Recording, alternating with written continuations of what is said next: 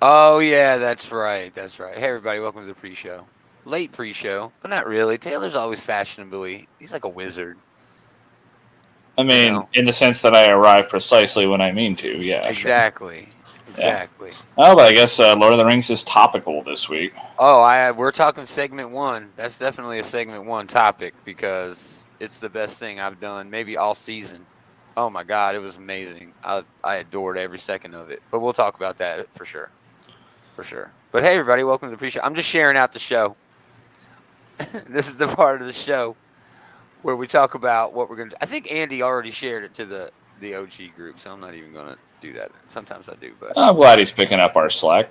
oh yeah, dude, he's great, man. He runs the Outright Geekery group, not the page. You know, he pushes stuff that actually ends up getting stolen by the page, which is weird.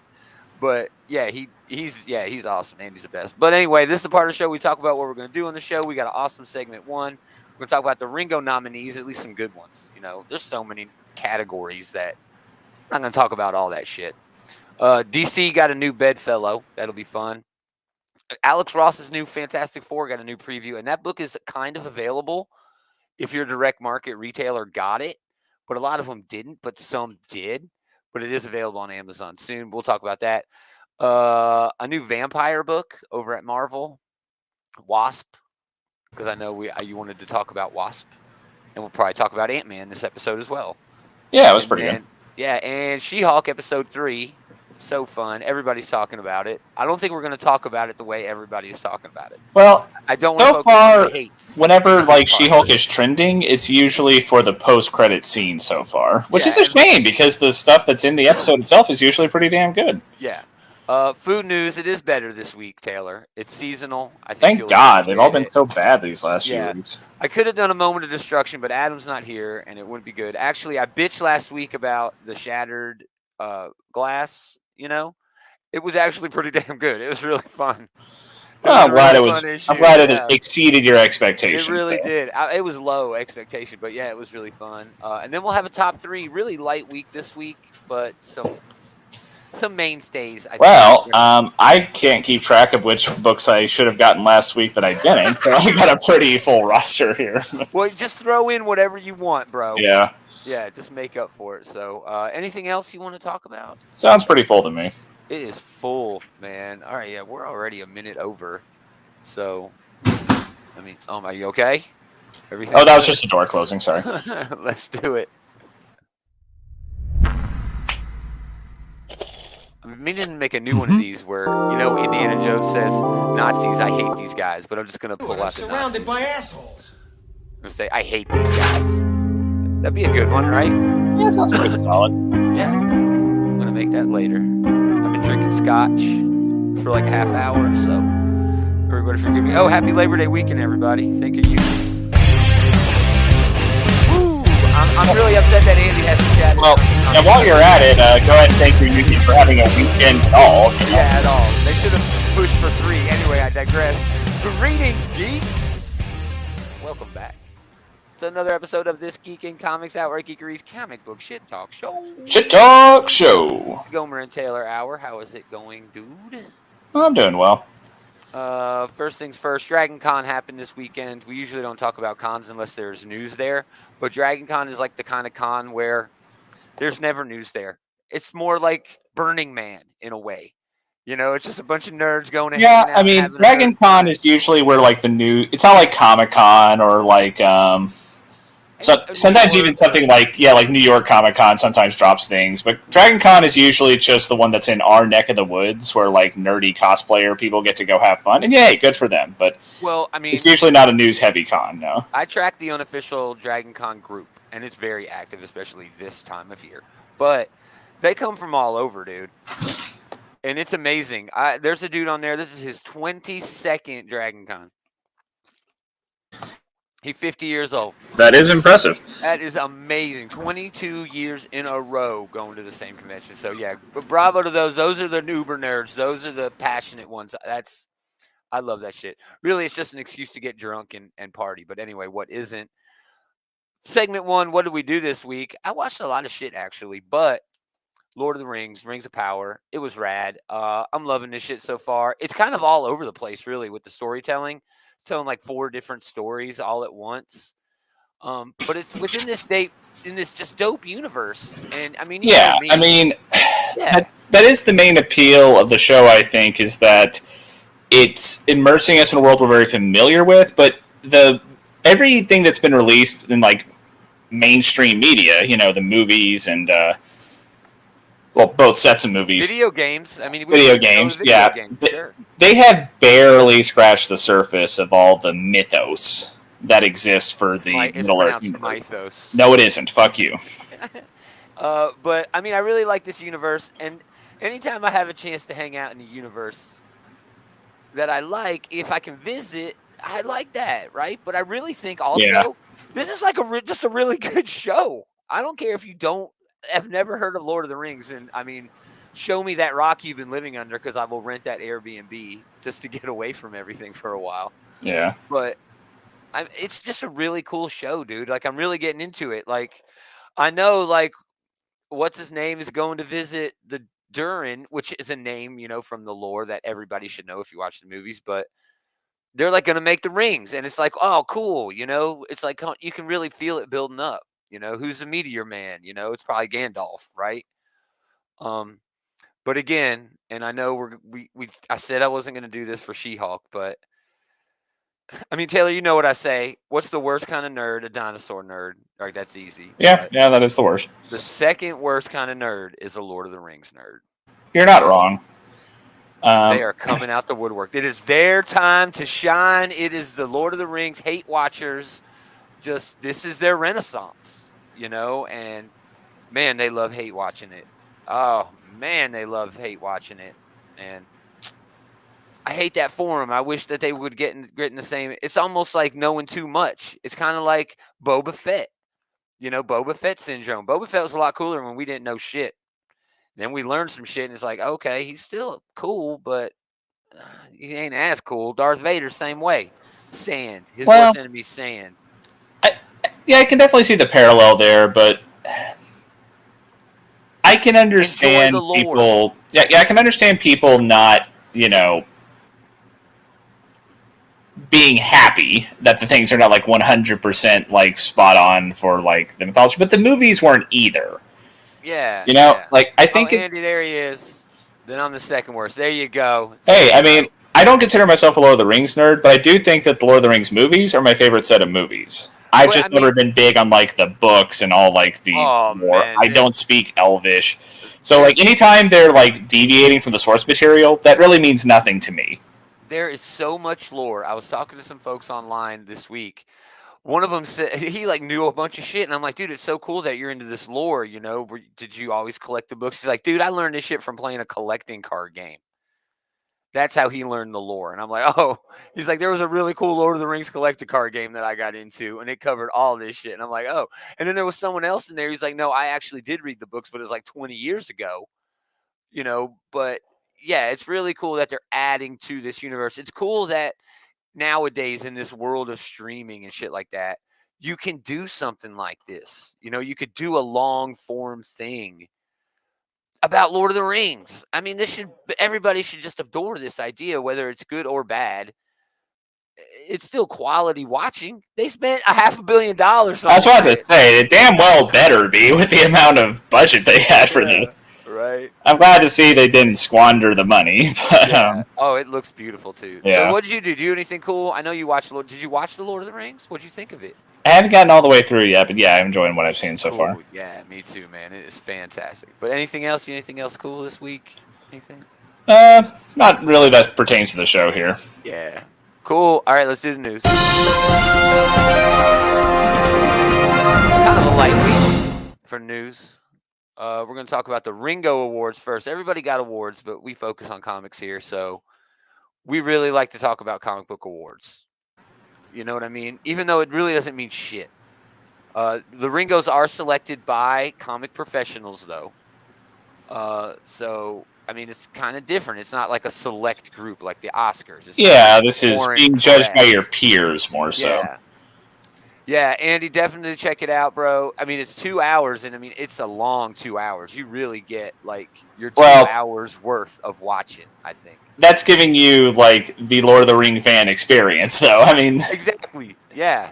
Lord of the Rings is never something that can be enjoyed in bite-sized portions. Every bit of media you will ever see for it is an hours long in commitment Oh that my you're making. gosh. Yeah. Yeah. I mean, they're just adding more hours now. It was like beating the MCU with just like 4 movies. But anyway, moving on. Ringo Awards 2022 noms.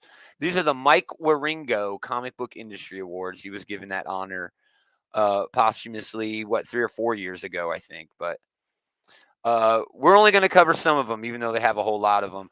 These are announced at Baltimore Comic Con, I think. I think they're at Baltimore Comic Con. They announced the winners. I do not know. Yeah. Best cartoonist. This is somebody who does writing and art. Jeff Lemire. Well, yeah, it had to be. Favorite around here. Sass Millage. Eric Powell is on the short list. Caitlin Villebrandt and Thomas Zoller. Tom Zoller is probably a name a lot of people don't know, but man, he wrote a book called Time and Vine. He wrote a book called Long Distance. He writes like these just really quaint slice of life relationship sort of books that I'm a sucker for. Long Distance was obviously about a long distance relationship. Time and Vine was about a vineyard that had a wine cellar in the basement where if you drank a bottle of wine from a certain year for 24 hours, you went back to that year. And it was really this cool, quaint sort of love story. That is a cool idea. Yeah, where this girl falls in love with someone from the past. And this dude warned her, right? This wizened old wine seller, dude who owns the vineyard or whatever, warned her, don't do that. And then he's like crying over this bottle. And he's like, nah, I'm almost out. This is my last bottle. My wife died the year after this, and got sick. And this is the last time she was healthy. And we were, us. And oh my God, dude, I mean, it's tear jerking. It's so good. So good for Tom Zoller to be on that list along with, a couple what's the name of that story? Huh? What was the name of the story? I might try to check it out. It was called Time and Vine. Okay. Yeah, it's super good, dude. I adore it. Best artist or penciler, Philippe Andrade, Juan Cavia, Tyler Crook, who's a great fucking artist, dude. Jeff Edwards, Jock, Pocurio Mio, and Gabriel Rodriguez. Cover art, Simone DeMeo, which I think hands down is going to be your winner there. But there's some steep competition. Jeff Edwards, Stephanie Hans, Javin Jordan, Jeff Lemire is on this too. Peach Momoko gets a nod for by volume. It would definitely be Peach Momoko. Oh my gosh! She's definitely a short runner for the quality department as well. Oh, dude, Sana Takada rounds out the list for best cover artist. Writer Jeff Lemire, Merriweather, Chris Mitskowitz, Tom Taylor, and James Tynion IV. That is a tough list. Yeah, that's hard to pick. That is a tough list. Best series, Lock and Key, Sandman Universe crossover. Did you read that?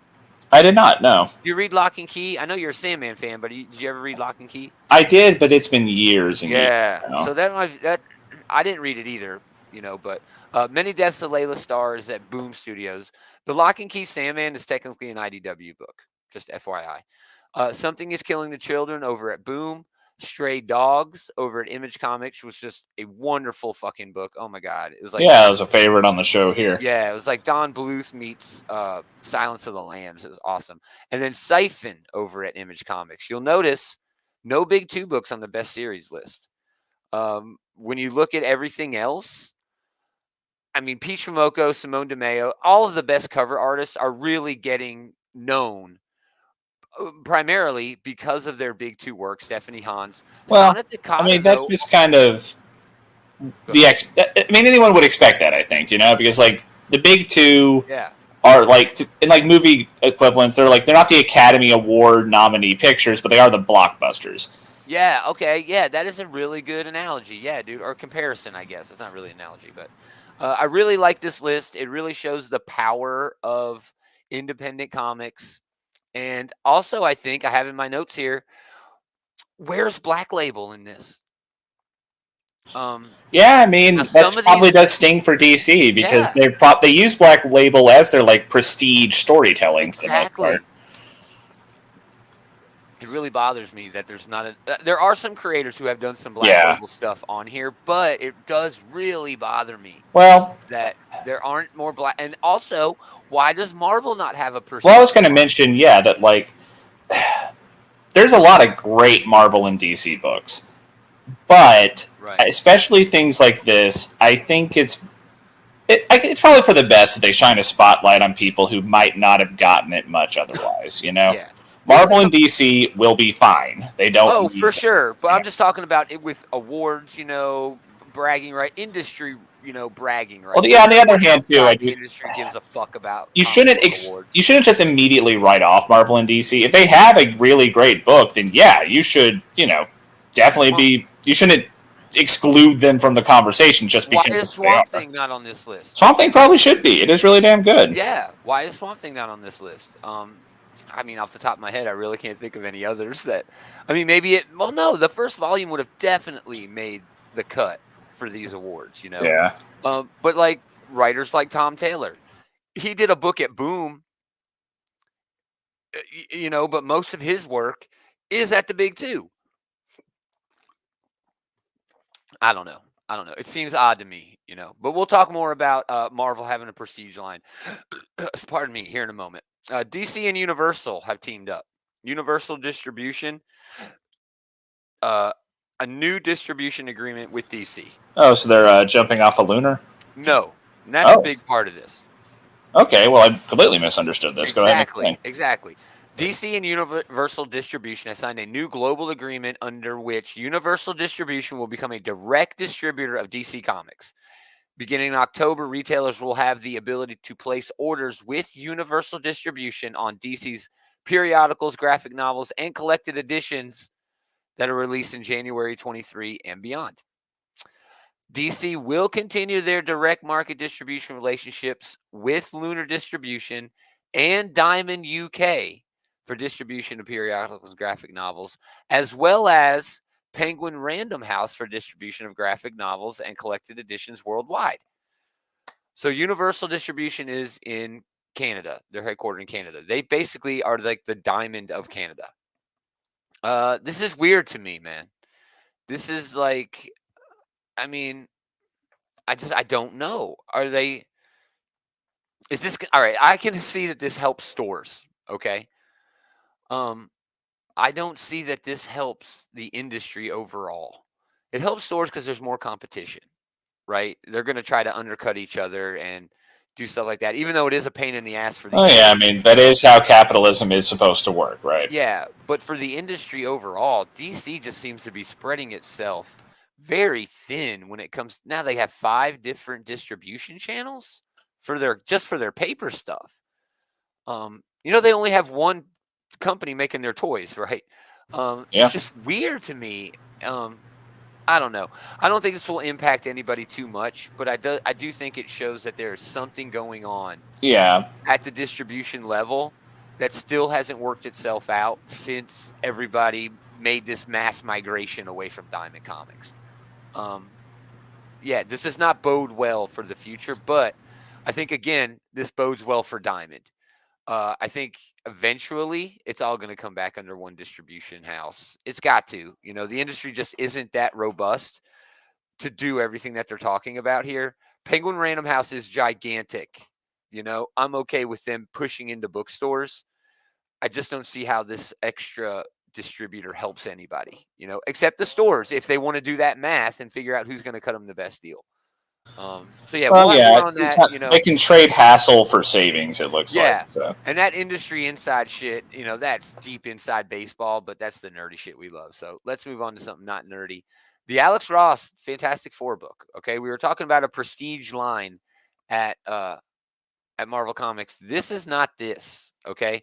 This is a collaborative line of books called Marvel Arts. Incidentally, that is a '90s ass looking logo for Marvel Arts up there. Oh yeah, dude. Yeah. So Marvel Arts is like this collaborative line of books between Marvel Comics and Abrams Comic Arts. Nothing is impossible and anything can happen. Okay. Now, when DC came out with Black Label, they made a huge deal out of it, right? They were like, no, this is taking over Vertigo. They made everything very apparent, very clear. So this doesn't really feel like they're doing that. Although they are pulling out the biggest gun they have, Alex Ross, doing writing and art. This is kind of available now, but not really through the direct market. If your shop got one, good, get it. But it's going to be available on Amazon in hardcover in like a day and a half, like with this week. So it's a different sort of Alex Ross art. He has even discussed this on some things that he's done about he wanted to go in a different direction, and good for him. Well, This yeah, I is mean, a you don't want beautiful an shit. artist to just like get too comfortable in their own art style. Even when they are great, like Alex Ross, it is kind of cool to see them like push the boundaries with the. Yeah, and it's still a beautiful style. It's still just gorgeous. It's still Yeah, it's got a timeless. really cool like pulpy look to it. Yeah, Oh, so I love that page. That's beautiful. yeah, dude. So it's a rainy day in Manhattan, and not a creature is stirring except for Ben Grimm.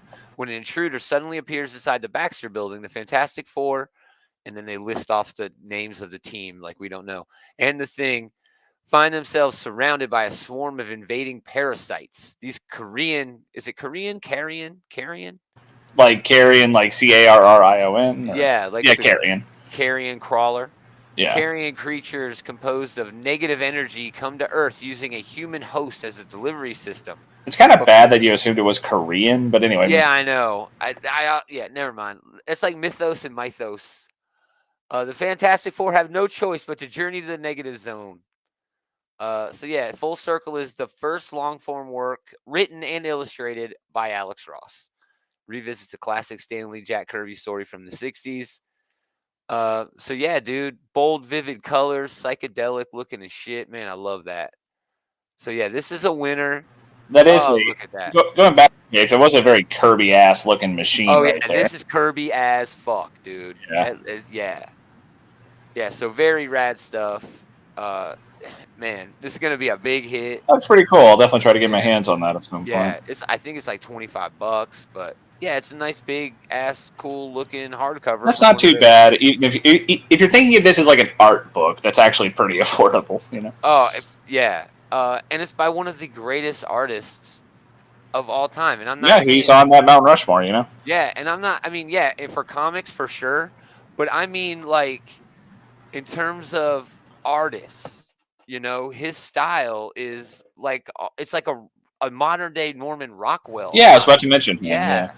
It's just he captures this essence of who a character is and paints it up like it's like this classical portrait, like you're looking at like religious fucking shit in the Louvre, like yeah, I think everybody does.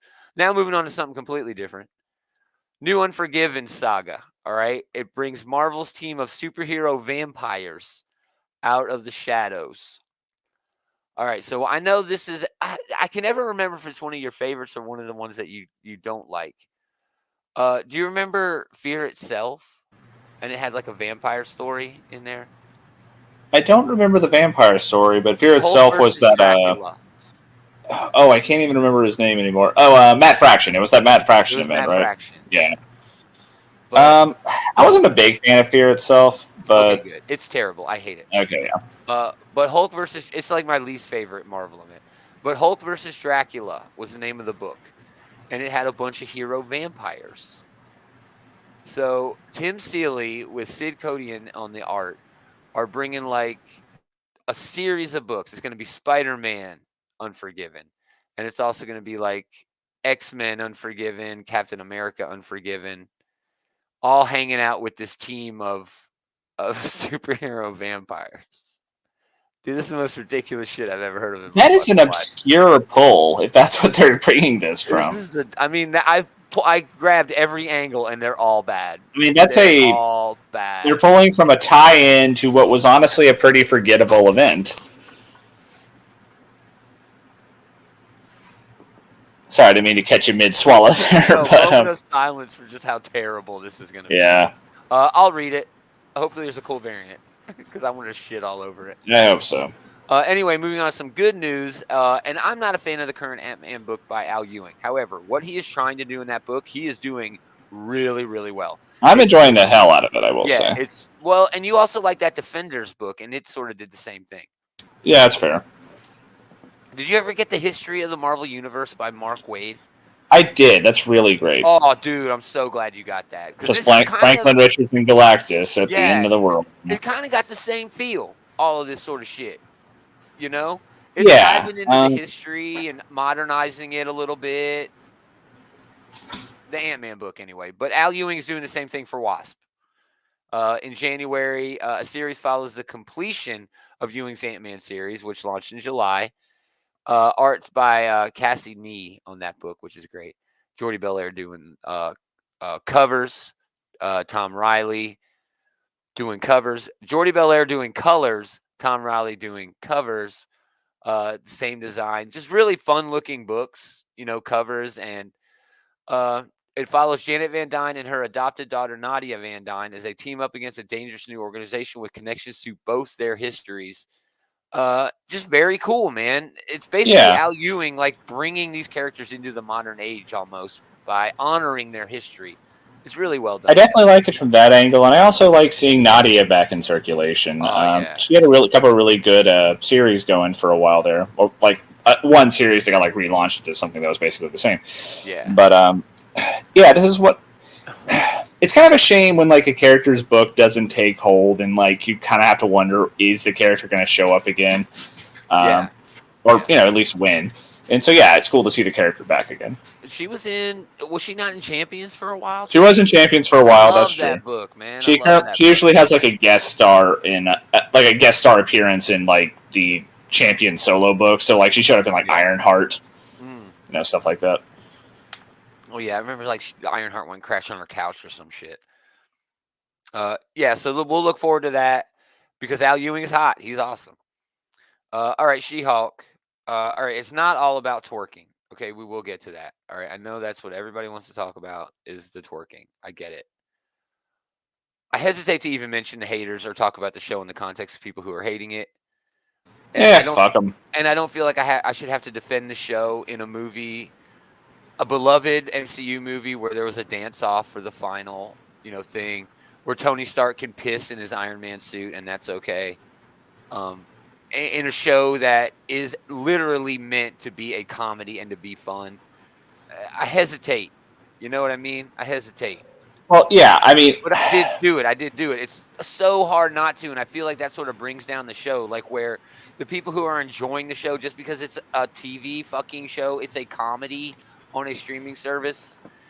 People are really leaning into the fact that this isn't the MCU like it used to be. You're fucking right. It's not. It is exactly like She-Hulk is in the comics, though. I mean, this is a very faithful adaptation of who the character has always been, at least since the John Byrne run, For sure, dude. Our pals over at the Comic Book Bullies, Eli and Leroy. Leroy is fucking, Andy, him and his wife are enjoying She-Hulk. Glad to hear it. But Leroy is kind of internet famous. He famously and ironically put up on the petition website, make Black Panther white, and that got picked up by a lot of fucking things, right? So he did a meme on the Comic Book Bully site of her jump roping naked in the comic books in the Byrne run, and that shit went super viral, and I just don't get it. I just don't understand. Wong, being Wong, love that part. Blonsky, A-Bomb being great. Can we talk about the Wrecking Crew? I was not expecting them to pull in the Wrecking Crew here, and they are basically played for laughs here. They are just like an inconsequential threat to She-Hulk. Yeah. But it was a really cool pull, I thought. Now, everybody, when they talk about the Wrecking Crew in terms of comics, we're a comic book show, okay? We talk about everything in the terms of the comics. But when people talk about the Wrecking Crew, they talk about two things. The one time the Wrecker beat Thor, note, asterisk, Odin had taken away most of his powers at that point. And the time the Wrecking Crew had beaten the Avengers. Just to make a point that the Avengers weren't as cool as they had been previously. Jobbers. Those are the two things that everybody brings up. Otherwise, the Wrecking Crew is a fucking joke, dude. They've been played for laughs. Even by comic book standards, this is an absurd idea, right? They have like magically enchanted crowbars and wrecking balls and fucking like hard helmets. I mean, come on. You use a crowbar to open up a wooden crate, okay? He's got a magical tool used to open up a wooden crate. All right, somebody was like agreed with me because I mentioned this because people were really talking shit. Like, oh, look what they did to the Wrecking Crew. I'm like, look what they did. No, Stan Lee did this to them. They've always been a fucking joke. What are you talking about? But someone mentioned they were C list, and I was like, man, nah, they're maybe B minus. And he was arguing with me. No, motherfucker, they are C list, and we're arguing about the Wrecking Crew whether they are And B minus or C. I've been So avoiding all that scene, and yeah, like, we shouldn't let these fucking assholes kind of define the way we're enjoying the show, you know? yeah, exactly, And honestly, this episode was probably the best realization of that premise of this is a superhero lawyer show. exactly. That's Right. the entire plot centered around. There was a plot around Jennifer representing Blonsky, and then there was a B plot around her associate representing some idiot who got duped by a light elf. You know? Which is very fun shit, dude. Yeah, Very fun. And it that's was a what the lot of show fun, is supposed to be. A lot of fun. and it is doing that very well. And a She-Hulk show should Yeah. be a lot of fun. Yeah. Now, I'll say it again. I try to say this, every time we talk about She-Hulk. If you're not enjoying this show, you shouldn't watch it. I'm not sure why, like, oh man, I don't like Brussels sprouts. Oh, we were talking about people hate watching Lord of the Rings earlier, you know, and I Yeah. get that it was the first episode, and so this was the time to give it a try. But Yeah. we're 3 episodes into She-Hulk now. If you have decided this isn't for you, just fuck off and let the rest of us enjoy it. Now, here's the problem with that. And I got called out for saying that to somebody. I'm invested in the MCU. I do want to see the Daredevil stuff, and I'm like, "Are you sure you want to see the Daredevil stuff? Because they probably going to do your boy You can wrong." watch a clip of that on the internet after it Yeah, happens. but here, I mean, I dwelled on that because I'm like, okay, they've sucked you in. You're Well, invested. I I guess that is understand a your decent point. entitlement. I do. I understand your entitlement because look how good of a job they've done of creating this shared universe to where Yeah. everybody is just adores it. But then I got to think, wow, you're on your knees sucking the mouse's dick hard. You're Well, paying your Disney Plus subscription to hate watch a show. You're putting yourself through this stress. that It is, I feels don't like deny it's what you're saying there, but yeah, less cynically, they have built up the MCU to this point where people do feel compelled to watch things that they otherwise probably wouldn't even consider watching just because yeah. they want to make sure they're getting all that connective tissue that they're throwing in, you know? Now, and that's a good thing. And I'll tell you Oh, why. it's great for Right? Disney, and Well, I no, enjoy it it. is. As Well, someone who has enjoyed all the stuff that they've put out so far, I definitely love seeing like, you know, oh hey, here's where Blonsky finally showed up, and like, man, Wong really is fucking everywhere right now, you know? yeah, yeah. But I mean, you say that, but here is the plus side to this. Okay. Now, yeah, the people who hate are always louder, but they've introduced a Muslim character and actually introduced Muslim American culture and history, of Pakistan and that sort of shit in a way that I don't think was ever done before. You know? Oh yeah, this is Yeah, probably shined a bigger spotlight on Indian partition than yeah, anything else that has ever existed, and that's not a yeah, hyperbole. It probably exactly. has reached way more people than it ever would have otherwise. Yeah, She-Hulk is kind of doing the same. It's doing it with comedy, but with that said, this show is literally based on a show called Ally McBeal. Ally McBeal was breakthrough glass ceiling breaking in terms of the way it moved, like empowered women and things like that. And I think it's weird that these motherfuckers are fucking twerking on there, and people are taking it in such a negative way. And I don't know, dude. It's so weird to me. But again, the positive is people are actually seeing this. And yes, the people who are loud are going to complain. But I think there are people who are watching this show who are getting something positive out of it who otherwise would never have watched a lawyer show, a woman led lawyer show, would never have watched a child show about a Muslim American little girl living in New Jersey who happens to get superpowers. They would not have watched this shit otherwise. And yes, there are people who are out there loud and whining and mad and pissed and moan, whatever, fuck them. But there have to be people out there who are getting a positive interaction with this. And it's cool, man. I think that is the best part about the MCU right now. And yeah, Yeah, I sorry, mean, that's woke. That's woke. I know y'all like to throw that word around. That shit's they woke. can they can get over it because they are Yep. accomplishing a lot of good. It's good to see Yep. them, you know, using their popularity. Maybe cynically, they're doing it to try to get more money. But if that's the price we pay for them introducing more people to more characters, more parts of the world that they've never seen Yeah, before. dude. That's a good And thing. and it's not just diversity in seeing, different sorts of characters, different races, different genders, things like that. It's seeing shows like the diversity in storytelling, the diversity in entertainment. Miss Marvel is unlike anything the MCU has done. Moon Knight was unlike anything they've done. WandaVision and Loki, and now uh, She-Hulk. These shows are all different in their Yeah, own a lot unique of way. these It's Disney Plus amazing. shows, like the one that was probably the poorest received overall, and not to say that it was poorly received, just like comparatively, was Falcon and Winter Soldier, and that was probably the one that was closest to like the blockbuster stuff we usually expect. For Most of the sure. other Disney Plus stuff has Yeah. been doing some really creative shit, and it's really cool to see. Hawkeye is like, we're gonna do a Christmas show. Why? Because we fucking can. A Yeah, show that you're gonna want to watch every time December rolls around. Oh, we can put on fucking Hawkeye and yeah, and enjoy it with a Christmas attitude. So, yeah. I in the mean, comments, I've been ignoring the comments. Eli, yeah, some folks just want to bitch, self-victimize themselves by watching shit they don't like, and I mean they do that, but again, it is like Disney, the mouse, has got them so addicted to the MCU, and Disney's just like, well, fuck you, we don't care. You're yeah. obviously watching. You're paying your I mean, $8. yeah, you showed them, right? They Yeah, do not give a shit how much you comment on their fucking YouTube yeah, videos. They do not care how no. much like you're quote unquote dunking on them. If you're watching it, they are winning. And that's another angle here, dude. They've won you over. Obviously, you guys who have loved Endgame and Phase 1 through 4 or 1 through 3, I guess, all up to that point, they obviously have gotten you. They know you're not going to look away. Now they can go for a younger audience with Miss Marvel. They can go for a women audience, really lean into it with a show like this. They are Yeah, going for a bigger audience. And duh, why wouldn't they? Why wouldn't they? That's yeah. the goal. But yeah, speaking of the twerking scene, though, apparently that got included because Tatiana Maslany is actually a huge fan of Megan Thee Stallion. Exactly. So And yeah, why good for not her. have fun? Because what does that say? Right? Even in like in an okay, because this show breaks the fourth wall. It's meta as fuck.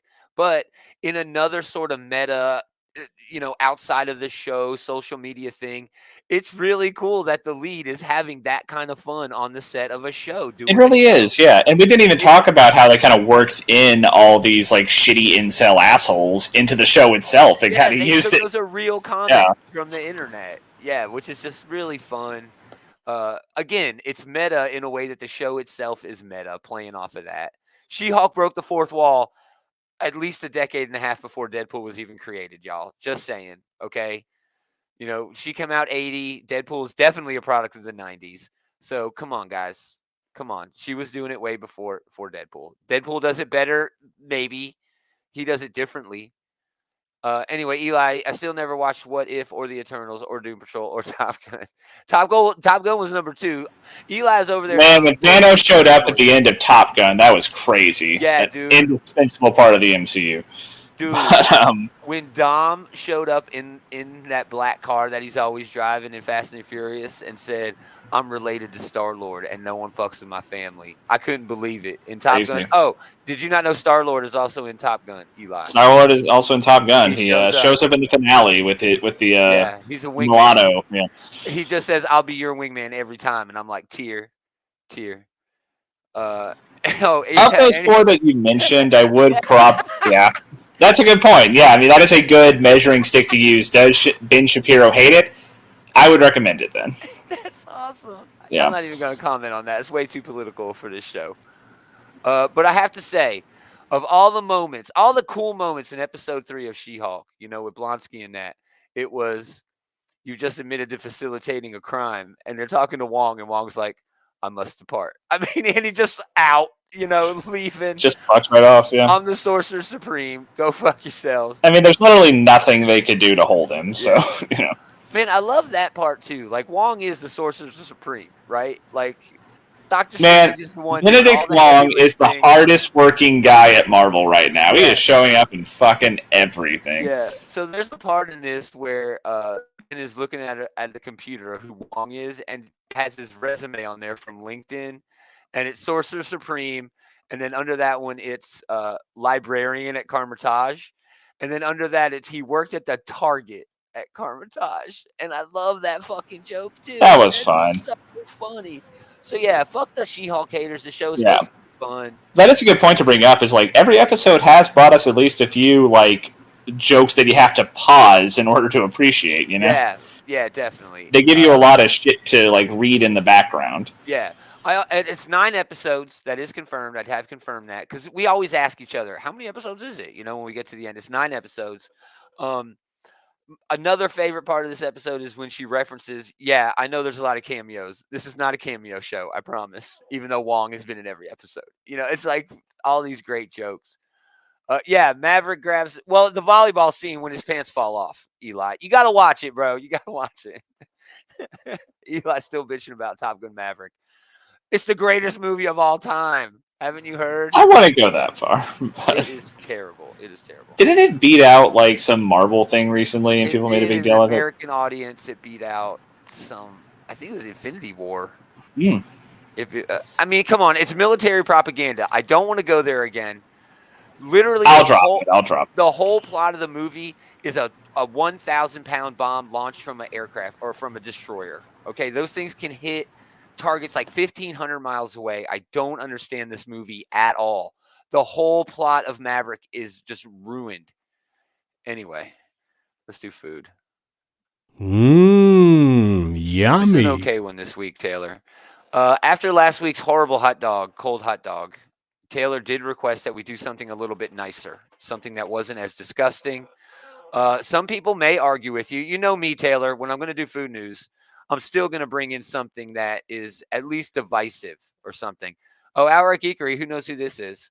Mount Rushmore, Empire Strikes Back, Aliens, Godfather 2, Top Gun Maverick. Is that like the Mount Rushmore for sequels? I guess. That's awesome. Of sequels. Yeah, that's the sequels. Then that can't be Henry. Henry ain't smart enough to have that joke. That's fucking hilarious, though. I hope Eli's still watching. Otherwise, kind of wasted the effort. Yeah, still very funny. But this week on the food news for the OG show, it's all about the pumpkin spice. Pumpkin spice is back. September has turned. The calendar is on there. The basic white female is out. Fuck yeah, that's true. Eli is a Native American. Fuck Mount Rushmore. This is a very sensitive topic. They did it so they could hide the fucking national treasure, bro. Anyway, it's back August 30th. It's back. It's happening. 2022 pumpkin spice season officially arrives at Starbucks. 19th year for the pumpkin spice latte. They call it the PSL. Believe it or not, Taylor. There's like a hipster. I actually used to work at a cafe, so yeah, I know the abbreviations for all this. Yeah. And you say that before you get all pretentious, think Taylor's all pretentious and shit like that, you know, working at a coffee shop. He didn't. He actually worked at a bookstore that happened to have a coffee shop. He's a completely different kind of pretentious. Okay? He's a bookstore pretentious. Those guys are I feel like that's the preferable kind of pretentious. It really is. Those fuckers are fun. Bookstore pretentious, yeah, those guys are fun. They will roll their eyes when your back is turned when you're buying your right wing fucking nonsense. Anyway, so also back for its 4th year is the cold brew. That's very pretentious if we're going to say cold coffee is always pretentious.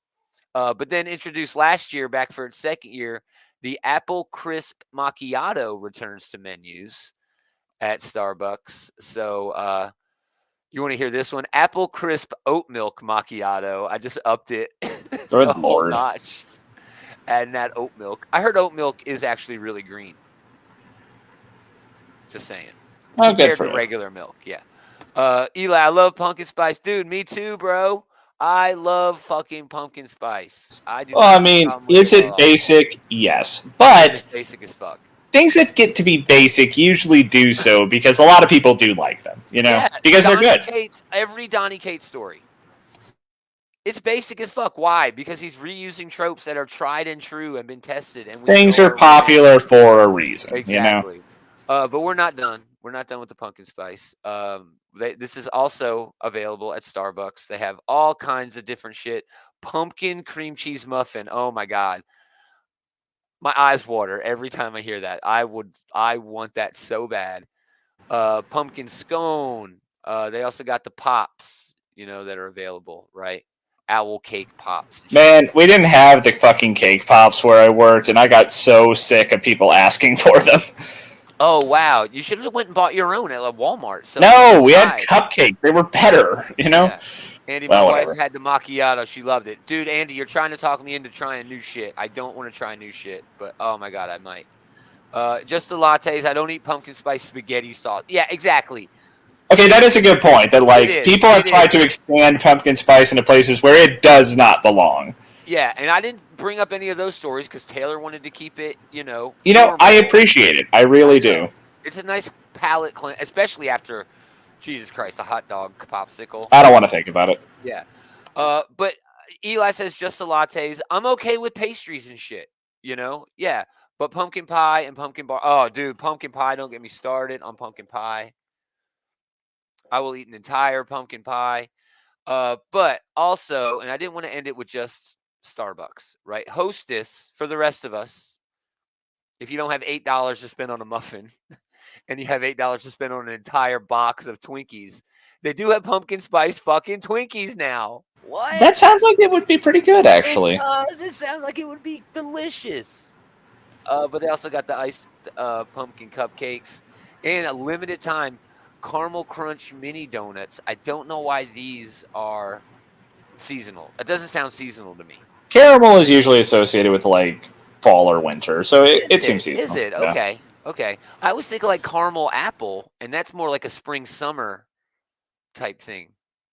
I don't know. Why didn't any of these, though, I would say? Oh yeah, I would eat any of this shit. Yeah, give me that fucking box of Twinkies. I'll kill that box of Twinkies like in a night, in one night. But hey, Gomer, I appreciate that. I That know was you way did. better than normal. You did make a request. Usually, when you ask me to do shit, I tell you to go fuck yourself. But this time, pumpkin.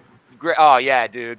I will. Yeah, I'll kill the whole thing though. That's the problem with my old lady buying this shit, because it's like it's not really like a stress eating. It's like an anti-anxiety eating, and it makes me feel good. Like Oreos. We can't keep Oreos in the house. Why? Because I will kill the entire box in a night. I just will.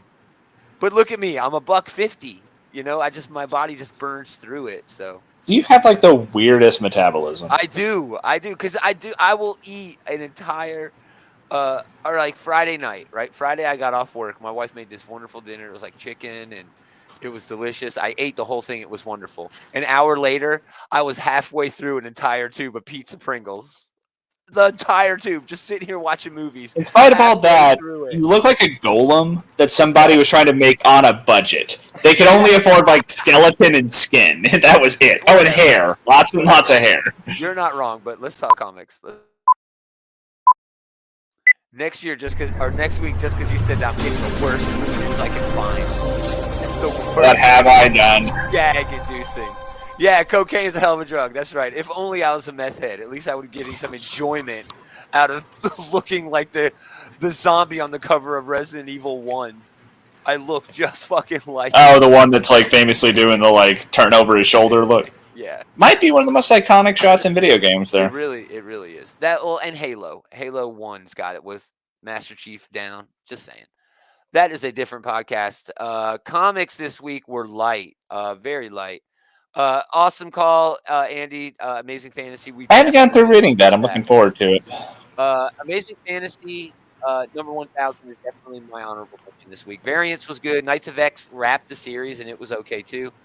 But here is all of the creators that were on Amazing Fantasy number 1000. Now I take it that you did not read it. It's not on your list. I haven't gotten to it yet, no. There is a story in there. I had to make up for last week's reading, so I kind of got behind. Oh, there's a story in there from Jonathan Hickman where it's a Spider-Man play off the Council of Reeds, and it's fucking incredible. It was worth it. That's a brilliant pull. It was so good. It was kind of corny too, but Spider-Man's supposed to be kind of corny. At least this kind of corny. Hickman is a genius. He's a master every time he puts his, pencil down to write something. And yeah, this was wonderful. It was really, really good. So, like you say about anthologies, right? If you get 2, maybe 3 good stories in there, you're lucky. You got your money's worth. If you get 4, you're winning. This had 4 good stories. It had a Neil Gaiman story in it, dude, where Neil Gaiman is in the fucking comic. Man, Neil that is a Gaiman conversation I would love to see. is in the comic. I'll have to read that as soon as I Yeah, can. the slot story was really good. So yeah, it had a lot of good stories in it. Good call, Andy, for that being your number 3, because yeah, it was. I mean, usually these anthologies are shit, dude. These $8 extra pages, all kinds of artists and writers all over the place. You might get too good out of it, dude. This was fantastic. Yeah, Well, I mean, this really was good. more of like a genuine milestone, issue Yeah, number 1000. And it's a character, it's one of the biggest oh, characters ever, and it's an anniversary year for the character's 60th anniversary. This is something that, like, some of the all-time comic greats, which, you just listed off a few, they have something to say about Spider-Man. Oh, dude, yeah, for sure. I mean, look at this. The Falcone and Cho story was good. The Slot story was good. The Orlando Iannucci story was really fun. Great art on that by Stegman, dude. Really great art. Rainbow Royale story was okay. Hochi Anderson story was pretty good. Giuseppe Camuncoli art was fantastic, of course. Of course, there's a Busiek and Dotson. The Dotsons coming back to a book. Really well done. But yeah, the Hickman Chichetto book, and then, dude, this is Steve McNiven art on here. Hold on, let me find it. That's McNiven art there. That is really good McNiven art. I didn't think McNiven could draw like that well. He's got a very good style, but man. So yeah, star-studded cast. There's no way that wasn't going to be at least an honorable mention. But my number 3 this week, because I love visiting the universe. Oh, that's not it. Star Trek Picard, Stargazer. I got a comment here from Andy. With great power was so fucking good. Yeah, dude. All of it was great. All of it was great, but yeah, some of it was head and shoulders above the rest. But Star Trek Picard, Stargazer #1, Mike Johnson, Angel Hernandez doing the art here. I dug this show. I dug the Star Trek Picard show. This takes place right after season 2, so it basically is picking up where that show left off. Season 3 is right around the corner. I say it all the time. This is why comic books are the best medium, because the shit doesn't stop for us. If you're going to do a show, you have to have a cast, you have to have a crew, you have to have a writer's room, you have to have directors, you have to have production, you have to have a service where it's actually, going to put out your shit. Comics, you don't really need that. You need an artist and you need a writer. You need 3 your or 4 characters never have to age out of the part, Yeah.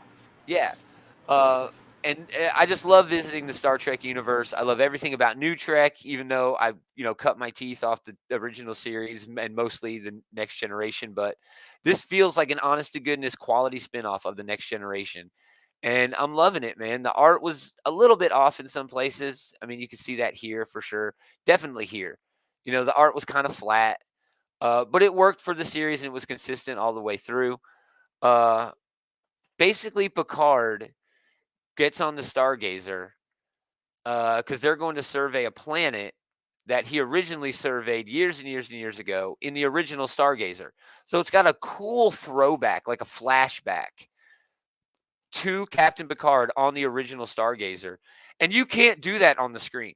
It would look stupid. It would look like the end of Mandalorian, where the CG was so bad of Luke taking his, young Luke Skywalker. It was so bad. So you can't do that on the show, but you can do it in comics. And it did it very well. Yeah, and, I mean, yeah. I think a good way to put it is, like, with comics, you can always go back and visit that old friend. It's never too late in comic books. At Boom Studios right now, they're doing a Firefly book that continues the original stories with the main cast, but they're also doing one, like the Next Generation, where it's their kids. You couldn't do that on TV. You couldn't have both of those things going on at TV at the same time. That would never fucking work. It just wouldn't. But in comics, everything is possible and all things can happen. So, Star Trek Picard, Stargazer #1. I'm a Star Trek fan. I can't help it. And it was a very light week. So, we're going to talk about X-Men, I'm sure. Taylor, honorable mentions, and number 3. Honorable mention for the Flash annual. It was kind of a fun framing device. Like, it was Wally reading his wife's book that she just published. It was a good showcase of why Wally is the favored Flash for so many people, because he does have these relationships. He does have this family dynamic that the other Flashes usually don't get to have, Yeah. So, yeah, it was a lot of fun. It And I was can sweet. say best panel of the week was Space Cobra. Just saying, fucking awesome. Holy Yeah, shit, I mean, it was Space a Cobra was real, awesome. it was off the wall story too, and Yeah, that was a lot of fun. I never wanted a tattoo so bad in my life. Space Cobra from the Flash Annual 2022 on my back. Yeah, I It mean, goes you do you, down man. my back, around my arm. The tail flips You do around the you, corner. man. Although if you're getting your whole arm, I think that's hella expensive. Yeah, go ahead. But I'm another. getting my own kit. I got my own kit. I'll make my old lady do it. Oh, that's a Go ahead. terrible idea. But another Go ahead. honorable mention for Thunderbolts #1. It was all right. It was kind of nothing that knocked my socks off, but the team's coming together, and I'm enjoying where they're starting off with here. They haven't introduced whoever the ugly goblin thing is at the bottom, but Yeah, I yeah, also like how they kind of mentioned like the legacy of the Thunderbolts. Like this yeah. is a team that is ultimately about redemption, and it is kind of a shame that Wilson Fisk kind of took the whole "they're the Suicide Squad" angle, and that is something that I think the Thunderbolts has over the Suicide Squad. Is it is I more don't about think I'll like continue the series. turning Elliot. The first issue Yeah, was that's good, but fair. I don't think I'll continue the series. Yeah, it was a solid start, but yeah, I can understand. Yeah, My number 3 this week is going to be X-Men #14. that is my number one. Go ahead, talk about it. I only pulled one picture of this because the whole it's. Go ahead. Sorry. Go ahead. No, go ahead. We can go talk about it. Dude, the pacing in this was so fucking amazing that you really can't appreciate it unless you just have the whole book laid out in front of you. Yeah. It was Um, perfect. Jerry Dugan, C.F. Vila was a on lot the of art. great artwork, a great showcase for a lot of the new X-Men characters. I mean, especially Iceman and Firestorm. Yep. And honestly, this was a kind of a distillation of what the X-Men are at their best. Representation. A chance for people who have been ostracized or marginalized by society to step up and be seen. And they lean hard into that angle of this story because, like, the framing is that a reporter wrote a story about Iceman. And, he gave an interview and everything, and they're like, "Kill the gay angle. That's not important to the story." And like, they had their little soapbox moment. It's a little heavy-handed, but I think that it's appropriate to throw in, that this is what X-Men is about. This is the chance for me to like, no, this is important to the story because it's important to him. First thing, yes, it was a little bit heavy-handed. I took it as meaning that Jerry Duggan, one of the best writers in comics today, was playing off of the Judgment Day angle in a way that was kind of meta, social, political, but fucking perfect. I mean, I don't know if this is actually, I'll be honest, I don't know what the fuck Judgment Day is about yet. I know it's 3 issues in. I still don't really know what it's about. I know the Avengers and the X-Men and the Eternals are fighting. I've read every fucking issue. I'm still not really sure what the whole thing is about. Jerry Duggan has given me hope that this is what it's fucking about. Being judged in all kinds of different ways, not only for who you are and for what you do, but for how you are perceived by society. And the X-Men fit perfectly into that. The Avengers living in a god, they fit perfectly for that. The Eternals, with all of their internal political sort of struggles, they kind of fit into that. Druid's a fucking That's something that Gillen's been doing with the Eternals run so far. Is kind of like what, like who are we really? I mean, are we just like automatons for the Celestials? Do we have agency in our own lives? Yeah, dude. So he's given me hope for this event with this issue, and that's why it's my number one this week, because I love that play off of it. I love the social relevance. Yes, it was heavy-handed. The heavy-handedness, to me, felt like it was on purpose to wrap up the idea of this sort of event with a little bit of a more clear bow. You know what I do still stand by it being heavy-handed, but it was really well done. Those were not mutually exclusive. And I also like the stinger with a Cyclops at the end where, like, okay, I'm here to get this over with, but just so you know, you don't get to judge me. There's only one person in the world that I really can hold myself accountable to. Yeah, my old lady. I love that shit too. I love their ride and die thing too, because that was kind of on the back burner, but it's really like a modern day take on the couple, and they always have sort of played up where there's this riff between Jean and Scott, and that's where the drama comes from. But now it's like the drama can be external. We both ride and die forever. She can fuck whoever she wants, Logan or whatever. I'm fucking Emma. No, it don't matter. We still ride and die. I fucking love that. And that really pushed that as well, which is another reason I love it. That's in my shit, the ride and die. I actually have Beyonce and Jay-Z because they both rapping and singing about the other one cheating on each other, but they still ride and die for each other forever. And it's so rad that they're copying that, that modern day love story. I love that. I just adore that so much. The one problem I have with this issue, since it's my number one too, or it's my number one, we're not really going to talk about it again. Uh, they worried about Iceman's ice dropping and causing damage. Iceman has been doing that his entire fucking existence. He is always making these roller coasters of ice over Like, yeah, his cities. signature thing is like the ice pathway he travels on. This has always been falling on people. It's always been like this joke that Iceman always oh shit, it's Iceman. So I was a little worried with that, but I love fucking Forge so far since he's been a member of the team. He's kind of like the weird guy in the chair, but he's the cool guy who happens to have to sit in the chair. Yeah, I mean, it does a good job displaying Forge. He has been completely unflapped by anything that they have thrown at him so far. It's like, yeah, I got a thing for that, and it's like move on to the next thing. Yeah, Magic had a great moment in this, teleporting people. I mean, just the whole idea that they're fighting the Eternals. They're in the middle of this fight, and you know what? Game World did a thing, and they're like, "Oh, okay." Oh, those assholes! Let's go deal with this. Yeah, it was so cool, man. Just a really fucking great comic book. You know what I mean? Just like anybody could pick this up, not really understand what's going on in the overall scope of things, and not have to care because the pacing, the adventure, it's just so great. It's just so well done. So, yeah, excellent choice for number 3, Taylor. I really appreciated that choice because it was my number 1. My number 2 is X-Force number 31, Ben Percy, Robert Gill. Fantastic issue that also happens to be an Axe tie-in, but not really. Cool art, fun Deadpool moments. But the main reason I like this is because it sort of feels like it's simmering down X-Force back to what it initially was. Okay. Let's look at who's on this team. Yeah, it's Logan. We know Logan has, a history of not being very stable. Deadpool is unstable. Beast is on this team. Sage, Omega Red. They have great moments in this issue.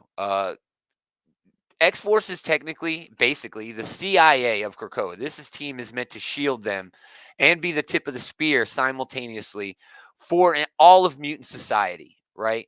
But the entire lineup is made up of these broken and damaged individuals. Sage is a fucking alcoholic, right? She is trying to wash away all of her problems with booze. I understand that fully. Okay. Omega Red, in this issue, Sage literally gives him a danger room where he can go in there and create people and murder them because he has a murder addiction. He's got a violence addiction, right? Other points in this, Beast and Sage have this moment where Beast just calls out Sage and says, "Now you're missing the point. Our job as the protectors of Krakoa, we get to also protect ourselves from internal threats, meaning mutants, right?" So Beast is a paranoid egomaniac. Black Tom is on this fucking team. That dude's unhinged. This is the team that's in charge of protecting Krakoa. This has always kind of been the crux of this series. But in this issue, man, Ben Percy is doing a really good job of setting the stage for what this series is going to be after Axe, after Judgment Day. Back to the basics, back to the root of nobody trusting each other. Everybody, wondering what is our actual job here. With all that said, it was still a good story. There are great moments between Deadpool and Kraven, who is actually the clone Kraven, like Kraven's son. He got like a Star Wars Jango Fett thing going.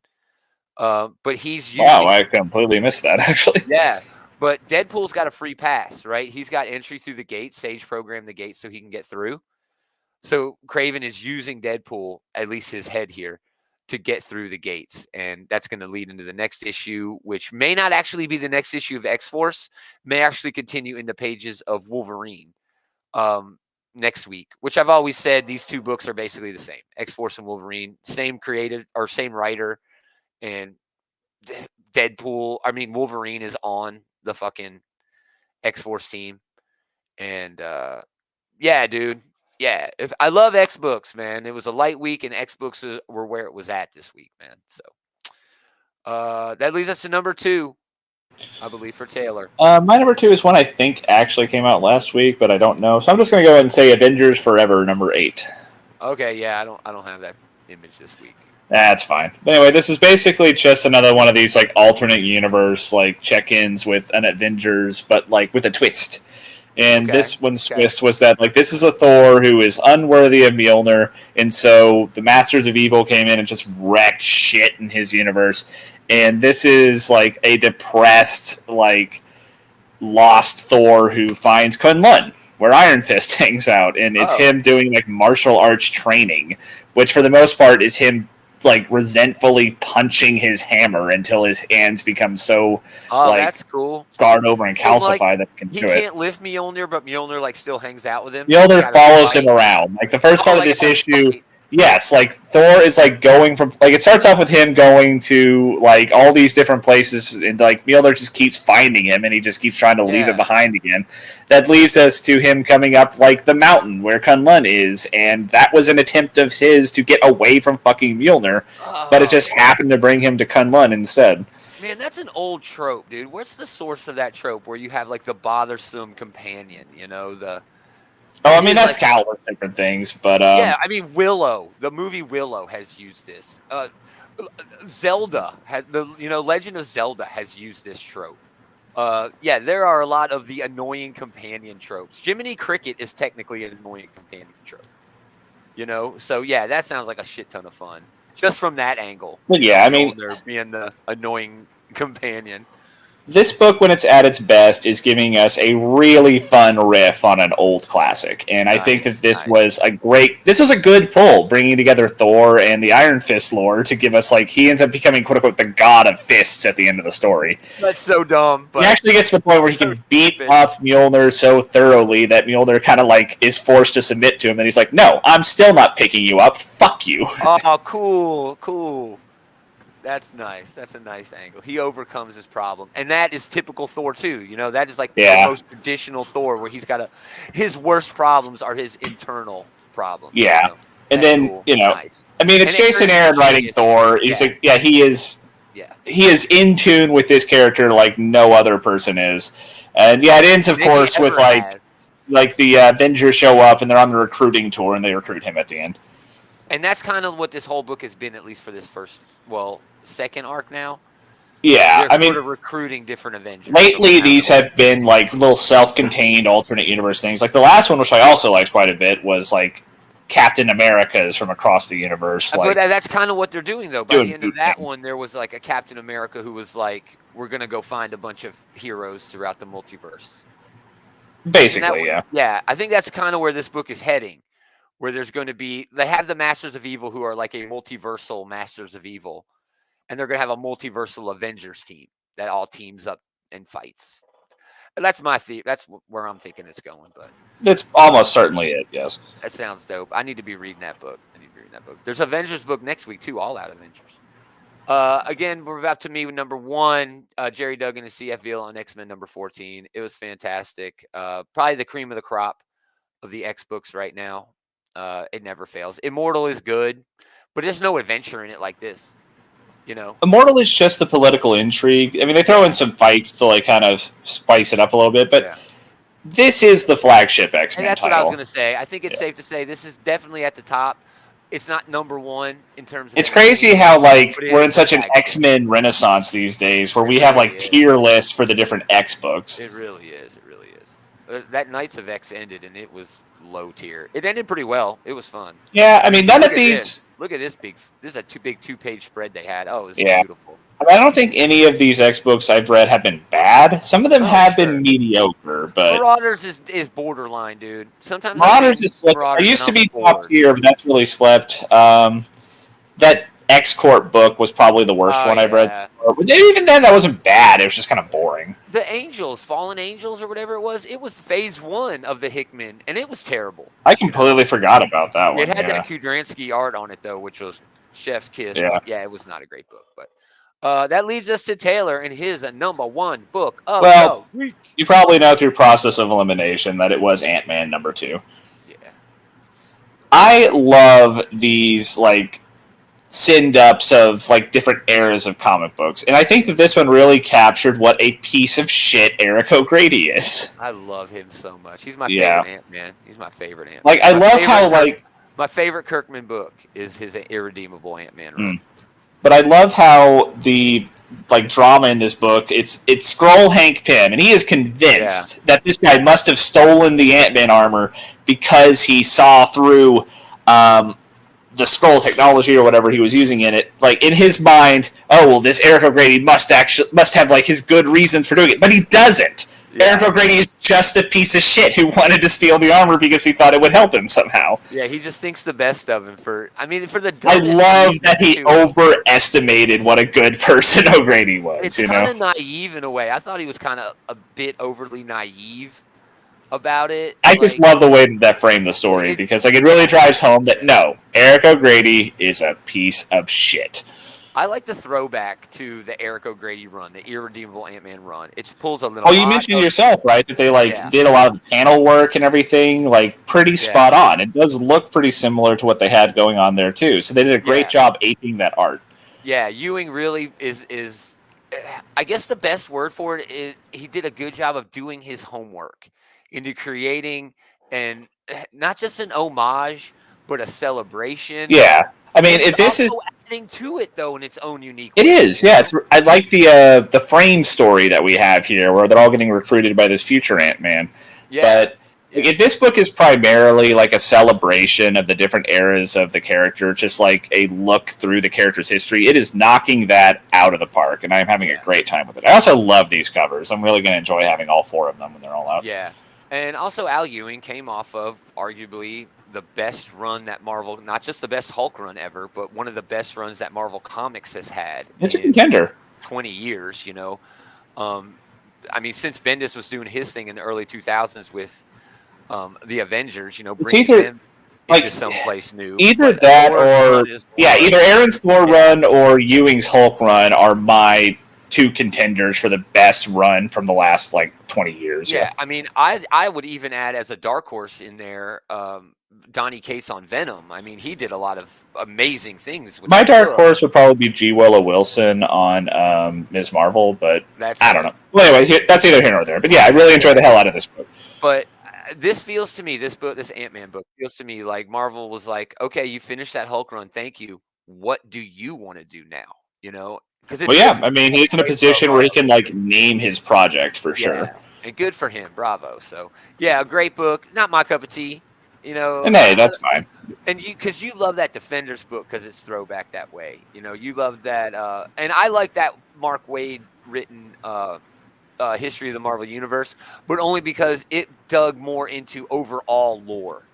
You know, I'm not really a fan of Ant-Man. Mark Waid did more with the lore, but I think Al Ewing, both in this book and the Defenders, is really nailing the vibe, the energy, the storytelling dynamics of comic storytelling, you know? Yeah. I love that, Andy. His number one this week was the Picard Stargazer. Oh, you and him kind of mirrored each other to some extent. We did have a lot of the same. Oh, and he also pulled in my Ant-Man book. Yeah, his number two was Ant-Man. So, yeah, some great books. I adored that fucking Picard book. It was so damn good. But man, I'm an X-Men fan. You know, I can't help it. So, yeah, it was despite the fact that there were so little, you know, so few books. Oh yeah, well, it's the last week of the month, which these days means that they do not really ship a lot into the stores. But there were still some really solid books this week. So there were some diamonds in the rough, to be sure. Yeah, go over to the Outright Geekery page, y'all. Andy is doing all kinds of stuff over there. He's modding, he's doing videos, he's getting into the discussions on the comments. So, yeah, that's groups on Facebook, Outright Geekery. There's also a page, but yeah, the page is awesome, but the group is where most of the action is happening. So yeah, get over there, check that out. It's a shit ton of fun. We had a shit ton of fun tonight. Thanks everybody for hanging out. Check out our pals, the Comic Book Bullies. Leroy was hanging out earlier. I know Eli was hanging out earlier. I know Leroy is going to go off on everybody stealing his fucking viral meme that he made. I know he is going to be pissed because it always happens to him. Man, he's always really spiteful about when his stuff blows up. I know, he is pissed. Yeah, and it happens to him all I get it, though. I get it. It happens to him all the fucking time. I remember when he was mad that the thing he created for Falcon and Winter Soldier ended up being like the most popular thing that the page ever did. Yeah. The This Is America with a U.S. agent on it. Yeah, he was really upset about that too. You can't win for losing with Leroy. But anyway, they're going to be doing their show tonight, I think, even though it's a holiday. I think they're still doing it. Check them out right here on this Facebook channel. But if you want to find them everywhere else, go to outrightgeeker.com. We got a list of links up there that go to everything that we've got going on. All of the bully stuff is up there. We've also got all the OG stuff, the social media, the merch sites, the Patreon. You name it, we got it. Go up there, check it out. Also, we want you to come back tomorrow. It's a huge week for comics. Some of the best X books are dropping. Dude, Batman is dropping. DC has a ton of cool stuff going on. They got a Dark Knights of Steel spin-off coming out. Really? We're going to talk about all those books tomorrow on the preview show. David should be here. There's also a lot of indie stuff, so I hope he shows up. But definitely hang out. We're going to have a lot of good times tomorrow at the same time. So, again, thanks everybody for hanging out. We really appreciate it. But most of all, thanks to this guy for hanging out with this guy. I was thinking today how long I've known you. I've known you like going on like 20 years. I don't think 20, but it's been a while, bro. It's been a minute, yeah. It's been a while. Oh man, were we ever so young? Time go. Were we ever so young? Yep. Andy, until tomorrow, everyone. So yeah. Not thanks again, everybody. We really appreciated it. Most of all, thanks to this guy hanging out with this guy. We are going to do it again next time. Same geek time, same geek channel. Phew. I made it all the way through that scotch, too. Hold on. Another 15 minutes, and I wouldn't have been able to do it. I need to go check out that Amazing Fantasy right now.